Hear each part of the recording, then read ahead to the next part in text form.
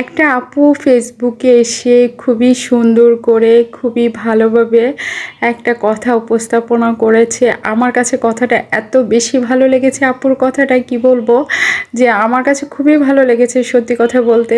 তো সেজন্য আজকে আপুর কথাটা বলার জন্যই আমি আজকে এই ভিডিওটা করলাম।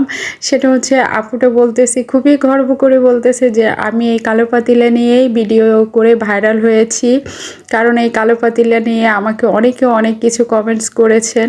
তো আজকে দেখেন আমি এই কালো পাতিলা নিয়ে ভিডিওতে ভাইরাল, ফেসবুক জগতে আমি সফল একজন কন্টেন্ট ক্রিয়েটর। তো সেজন্য বলতেছি আপু আপনাকে অনেক বেশি ধন্যবাদ। আসলে বলা যায় না কে কখন কিভাবে ভাইরাল হয়, সেটা একমাত্র ভাগ্যেই বলতে পারে। আর সব কিছুর উপরে আমি একটা জিনিস বিশ্বাস করি, সেটা হচ্ছে ভাগ্য। ভাগ্য যদি থাকে তাহলে কেউ আটকাতে পারে না, আর আপনার যদি ভাগ্যে না থাকে তাহলে কেউ আপনাকে দিতে পারবে না। এটাই একটা মানে স্বাভাবিক বিষয় আমার মনে হয়।